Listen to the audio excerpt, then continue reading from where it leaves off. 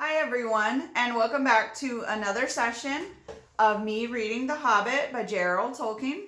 This week we are going to end with chapter 13. So today is Friday. Yes! I hope you guys are all ready for the weekend because I definitely am. So we are going to read chapter 13.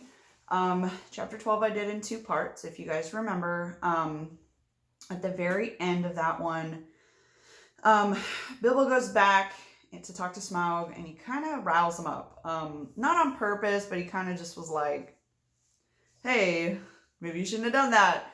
And Smaug gets enraged, and he flies around and finds the ponies, and he kind of suspects that they're up on the mountain. So Bilbo's like, you gotta close this door to the dwarves. They close the door, Smaug attacks, and he hears him rage, and then Smaug realizes that the lake people probably had some kind of involvement in this, and so he takes off. So the title of chapter 13 is Not at Home, which is not really good for the lake town people, but maybe okay for our company. So I'm going to dive right into that one, and I think I've mentioned to you guys before, but most of our chapters now are not super long. They're between like 6 and 10 pages. So most of these sessions will obviously be less than 30 minutes, but they may end up being around like the 20-minute mark. In the meanwhile, the dwarves sat in darkness, and utter silence fell around them. They ate little, and they spoke little. Now, I think if you guys remember, when Smaug ran away, they were locked in the mountain. They actually don't know how to get out, because they're like, well, if we leave, we have to, see the dragon. So now the dragon isn't at home, but there's still this fear that he's going to come back because it's his home.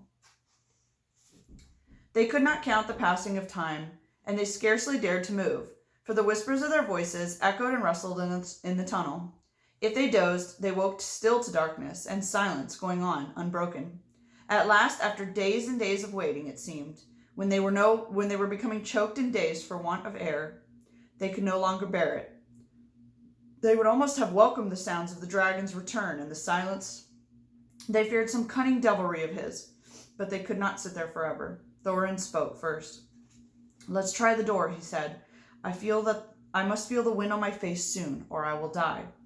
I think I'd rather be smashed by Smaug in the open than suffocate in here. So several of the dwarves got up and groped back to where the door had been. But they found that the upper end of the tunnel had been shattered and blocked with broken rock. Neither key nor magic it had once obeyed would ever open that door again. We are trapped, they groaned. This is the end. We shall die here.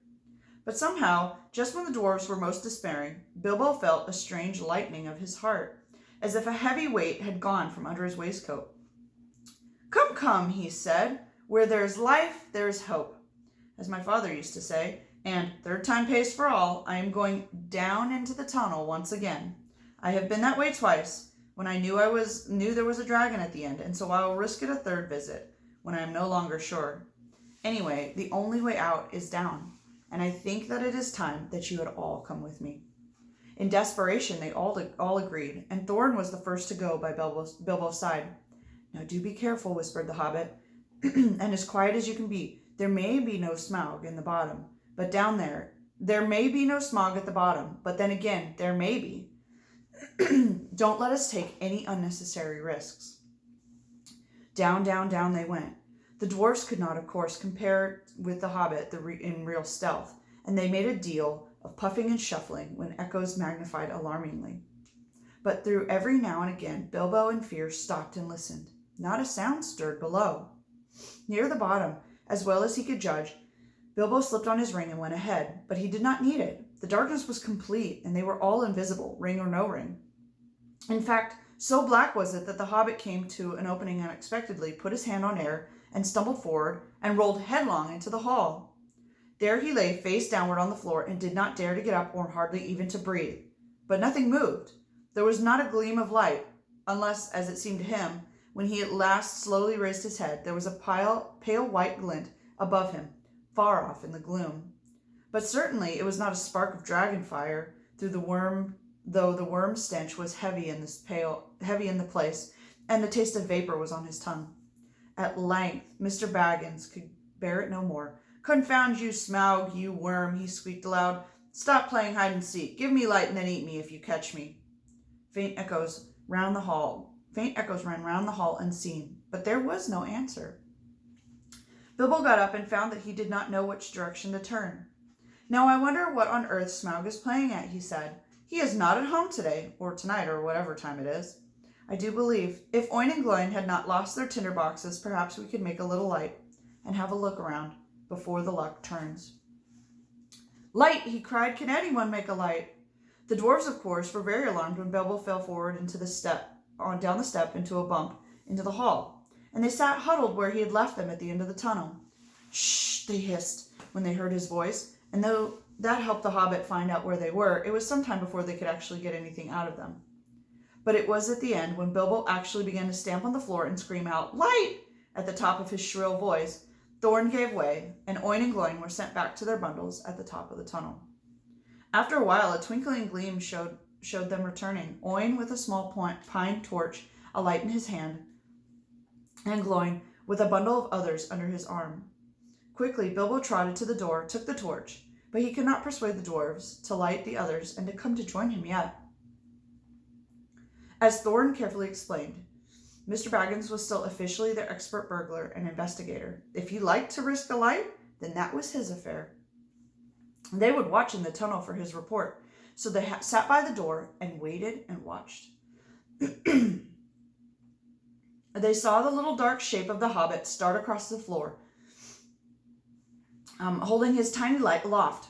Every now and again, while he was still near enough, they caught a glint and a twinkle as he stumbled on golden things.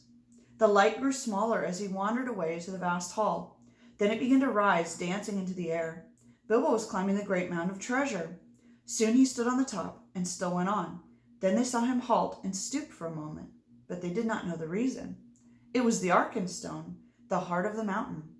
So Bilbo guessed from Thorn's description, but indeed there could not be two such gems, even in such a marvelous hoard, even in all the world. Ever as he climbed, the same white gleam had shone before him and drawn his feet towards it. Slowly it grew to a little globe of pallid light. Now as he came near, it was tinged with a flickering sparkle of many colors on the surface, reflecting and splintering from the waving light of his torch. At last he looked down upon it, and he caught his breath. The great jewel shone before his feet in his own inner light, and yet cut and fashioned by the dwarves who had dug it from the earth and the mountain long ago. It took all light that fell upon it and changed it into 10,000 sparks of white radiance, shot with glints of rainbow. Suddenly, Bilbo's arm went towards it, drawn by its enchantment. His small hand would not close around it, for it was large and a heavy gem, but he lifted it, shut his eyes, and put it in his deepest pocket. "I am now a burglar indeed," he thought, "but I suppose I must tell the dwarves about it sometime. They did say that I could pick and choose my own share, and I think I would choose this if they got the rest." And at the same time, he had an uncomfortable feeling that the picking and choosing of the gems had not really been meant to include this marvelous gem, and that the trouble would really come of it. And it's true. There's a lot of trouble that comes with the Arkenstone. Now he went on again. Down the other side of the great mound he climbed. The spark of his torch vanished from the sight of the dwarves, but soon they saw it far away in the distance again. Bilbo was crossing the floor of the hall. He went on until he came to a great door at the furthest side. There was a draught of air that refreshed him, but it almost puffed out his light. He peeped timidly through and caught a glimpse of a great passage of a dim beginning of wide stairs going up to the gloom. And still there was no sight nor sound of Smaug. He was just going to turn back when a black shape swooped at him and brushed his face. He squeaked out, started, and stumbled backwards and fell. His torch dropped head downward and went out. "Only a bat, I suppose, and hope," he said miserably. "But what am I to do? This is east, south, north, or west?" "Thorin, Balin, Oin, Gloin, Fili, and Kili," he cried as loud as he could. It seemed a thin noise in the wide blackness. "The light's gone out. Someone come and help me." For a moment his courage had failed altogether. Faintly the dwarves heard his cries, though the only word they could catch was "help." Now what on earth or under it has happened, said Thorin. Certainly not the dragon, or he would not go on squeaking. They waited a moment or two, and still there were no dragon noises, no sound at all, in fact, but Bilbo's distant voice. Come, one of you, get another light or two, Thorin ordered. It seems that we have to go help our burglar. It is our turn to help anyways, said Balin, and I'm quite willing to go. Anyways, I expect it's safer for the moment. Gloin lit several more torches, and then they all crept out, one by one, and went along the wall as hurriedly as they could. It was not long before they met Bilbo himself coming back towards them. His wits had quickly returned as soon as he saw the twinkling of their lights. Only a bat, and I dropped the torch. Nothing worse, he said to answer their questions, though they were much relieved. They were inclined to be grumpy at being frightened for nothing. But what would they have said if he had told them the moment about the Arkenstone? I don't know. The mere fleeting glimpses of treasure which they had caught as they went along had rekindled the fire of their dwarvish hearts, and when the heart of the dwarf, even the most respectable, is wakened by gold and jewels, he grows suddenly bold and may become fierce. The dwarves indeed no longer needed any urging. All were now eager to explore the hall while they had the chance, and willing to believe that, for the present, Smaug was away from home. Each now gripped a lighted torch, and as they gazed first on the side and then the other, they forgot their fear and even their caution. They spoke aloud and cried to one another as they lifted old treasures from mounds or from the wall, and held them in the light, caressing and fingering them. Fili and Kili were almost in merry moods, finding still hanging there many golden harps strung with silver, and they took and struck them, and being magical, and also untouched by the dragon, who had small interest in music, they were still in tune. The dark hall was filled with a melody that had long been silent. But most of the dwarves were more practical. They gathered gems and stuffed them in their pockets, and let what they could not carry fall back through their fingers with a sigh. Thorin was not least among these, but always searching from side to side for something he could not find. It was the Arkenstone, but he spoke to no one about it. Now the dwarves took down the mail and the weapons from the wall and armed themselves. Royal indeed did Thorin look, clad in a coat of gold-plated rings, and a silver haft axe in a belt crusted with scarlet stones. Mr. Baggins, he cried, here is the first of your reward. Cast off your old coat and put this on. With that he put Bilbo in a small coat of mail wrought for some elf prince long ago. It was silver steel, which the elves called mithril, and with it went a belt of pearls and crystals. A light helm of figured leather, strengthened beneath with hoops and steel, and studded about the brim with white gems, was set upon the Hobbit's head. Now, if you guys have seen Lord of the Rings or read the book, you'll recognize this coat of mithril that Bilbo has. It's the one that he gives to Frodo when Frodo comes to visit him at Rivendell before he embarks on his journey, and it's the one that saves him when he's in Moria. I feel magnificent, he thought, but I expect I look rather absurd. How they would laugh on the hill at home. Still I wish there was a looking glass handy. All the same, Mr. Baggins kept his head more clear of bewitchment of the hoard than the dwarves did. Long before the dwarves were tired of examining the treasures, he became weary of it and sat down on the floor, where he began to wonder nervously what the end it would all be. What I would give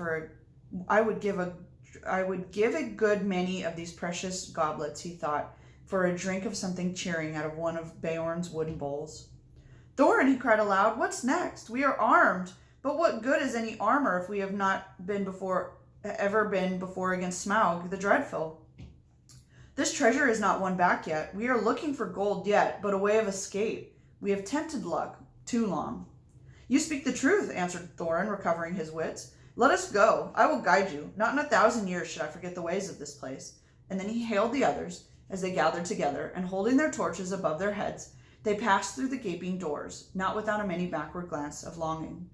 Their glittering mail had covered again their old cloaks, and their bright helms with their tattered hoods, and one by one they walked behind Thorin, a line of little lights in the darkness that halted often, listening in fear once more for any rumor of the dragon's coming. Their glittering Though all the old adornments were long mouldered or destroyed, and though all was befouled and blasted for the comings and goings of the monster, Thorin knew every passage and every turn. They climbed long stairs and turned and went down wide echoing ways and turned again and climbed up more stairs and yet more stairs again.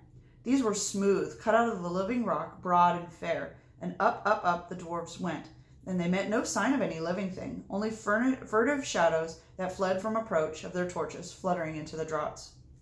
The steps were not made all the same for hobbit legs, and Bilbo was suddenly feeling that he could go on no longer, when suddenly the roof sprang high and far above the reach of their torchlight. A white glimmer could be seen coming from some open light far above, and the air smelled sweeter. Before them, light came dimly through the great doors that hung twisted on their hinges and half-burnt. "This is the great chamber of Thror," said Thorin, "the hall of feasting and of council. It is not far now from the front gate." They passed through the ruined chamber. Tables were rotting there. Chairs and benches were lying there overturned, charred and decaying. Skulls and bones, which were upon the floor, among flagons and bowls of broken drinking horns and dust. As soon as they came through the doors at the further end, a sound of water suddenly fell upon their ears, and gray light grew more full. "There is the birth of the running river," said Thorin. "From here it hastens to the gate. Let us follow it." Out of the dark opening of the wall of rock there issued a boiling water, and it flowed swirling into a narrow channel, carved and made straight and deep by the wide cunning of ancient hands. Beside it, a stone-paved road, wide enough for many men abreast. Swiftly along this they ran, a round and wide-sweeping turn, and behold! Before them stood the broad day of light. In front rose a tall arch, still showing the fragments of old carven works within, worn and splintered, and blackened though it was. A misty sun sent its pale light between the arms of the mountain, and beams of golden light fell upon the pavement at the threshold. A whirl of bats, frightened from slumber by their smoking torches, flurried over them as they sprang forward on their feet, slithered on stones, rubbed smooth and slimed by the passing of the dragon. Now before them the water fell noisily outwards and foamed toward the valley. They flung their pale torches to the ground and stood gazing with dazzled eyes. They were welcome to the front gate and were looking out upon Dale. "Well," said Bilbo, "I never expected to be looking out of this door. I never expected to be so pleased to see the sun again, and to feel the wind on my face. But, ow, this wind is cold." It was. A bitter easterly breeze blew with the threat of oncoming winter. It swirled around the arms of the mountain into the valley, and sighed among the rocks. After their long time in the stewing depths of the dragon-haunted caverns, they shivered in the sun. Suddenly Bilbo realized that he was not only tired, but very hungry indeed. "It seems to be late morning," he said, "and I suppose it is more or less breakfast time if there is any breakfast to have. I don't feel that Smaug's front doorstep can be the safest place for a meal. Do let's go somewhere so we can sit for a bit." "Quite right," said Balin, "and I think I know which way to go. We ought to make for the old lookout post of the southwest corner of the mountain." "How far is that?" said the hobbit. "A 5 hours' march, I should think, and it will be rough going. The road from the gate along the left edge of the stream seems all broken up. But look down there." The river loops suddenly east across Dale from the ruined tower, and at that point there was once a bridge leading to the steep stairs that climbed up the right river bank, and so to a road running towards Ravenhill. There it is, or was, a path that left the road and climbed up to the post. A hard climb, too, even if the old steps are still there. "Dear me," grumbled the hobbit. "More walking and more climbing without breakfast. I wonder how many breakfasts and other meals we have missed inside that nasty, clockless, timeless hole." As a matter of fact, 2 nights and day had gone by, and not altogether without food, since the dragon smashed the magic door. But Bilbo had quite lost count, and it might have been 1 night or a week of nights for all he could tell. Come, said Thorin, laughing. His spirits had begun to rise again as he rattled the precious stones in his pocket. Don't call my palace a nasty hole. You wait till it has been cleaned and redecorated." "That won't be till Smaug is dead," said Bilbo glumly. "In the meanwhile, where is he? I would give a good breakfast to know.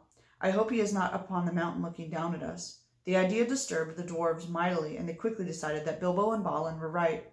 "We must move away from here," said Dori. "I feel as that his eyes were on the back of my head." "It is a cold, lonesome place," said Bomber. "There may be drink, but I see no signs of food. A dragon would always be hungry in these parts." Come on, cried the others. "Let us follow Balin's path." Under the rocky wall to the right there was no path, so on they trudged among the stones of the left of the river, and the emptiness and desolation soon sobered even Thorin again. The bridge that Balin had spoken of had long since fallen, and most of its stones now were only boulders in the shallow, noisy stream. But they forged on the waters without much difficulty and found the ancient steps and climbed the high bank. After going the short way, they struck the old road and before long came to a deep dell sheltered among the rocks. And they rested for a while and had such a breakfast as they could, chiefly cram and water. If you want to know what cram is, I can only say that I don't know the recipe. It is a biscuitish, keeps good indefinitely, and is supposed to be sustaining and is certainly not entertaining, being by the fact that it is very uninteresting except as a chewing exercise. It was made by the lakemen for long journeys. So it's supposed to be just kind of like some hard bread, which sounds super boring, but I mean, it could be worse. Afterwards, they went on again, and now the road struck westward and left the river, and the great shoulder of the south-pointing mountain spur drew ever nearer. At length, they reached the hill path. It scrambled steeply, and they plodded slowly one behind the other, till at last they saw the late afternoon as they came to the top of the ridge and saw the wintry sun going down in the west. Here they found a flat place without a wall on three sides, but backed into the north by a rocky face in which there was an opening like a door. From that door there was a view of the east, the south, and the west. Here, said Balin, in the old days we used to keep watchmen, and that door behind us leads to a rock-hewn chamber that was made here as a guard-room. There were several places like it at the mountain, but there seemed small need for watching in the days of our prosperity, and guards were made over comfortable, perhaps. Otherwise we might have had longer warning of the coming of the dragon, and things might have been different.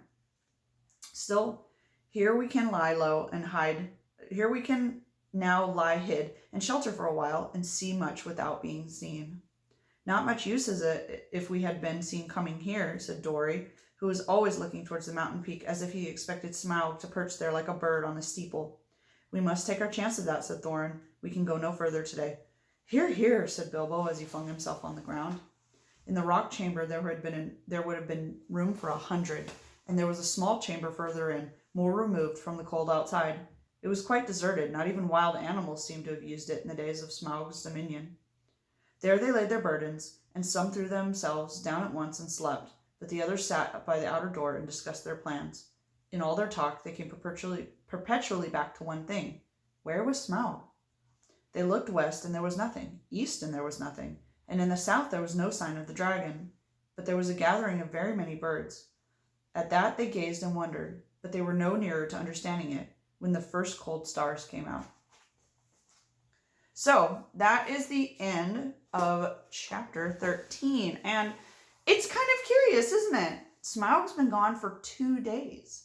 I'm not 100% sure how far Lake Town is, especially as a dragon flies, but it seems almost disconcerting and kind of hopeful that he's been gone for so long, because maybe something happened. But at the same time, what about the Lake Town people? And it's kind of interesting that the party hasn't really thought about the fact that he went that way. Like, obviously he went that way for a reason. So we're going to just have to wait and find out on chapter 14. So as I said before, and I'll probably repeat this every time since we're getting closer to the end, this book is very different from the movies. It was written and it was published in the late 30s. And at the time, books were different. They didn't have the same amount of buildup and all this kind of stuff that we're used to in modern books and in modern media. There always has to be kind of an edge, and everybody's sitting on the edge of their seat trying to find out. It really wasn't the same. That's different. So this book is going to seem slow compared to the movie, but it's kind of that's kind of the fun of it, because you see his adventure, and he really is having a grand adventure, but it doesn't seem as grand as we're used to. So it's kind of interesting to go look at things that happened just, within the last 100 years and see how things have changed as far as literature and telling stories. So I'm going to stop there, and we will continue with chapter 14 next time. I hope you guys have a fantastic weekend and that you guys are all staying safe and having fun. See you later.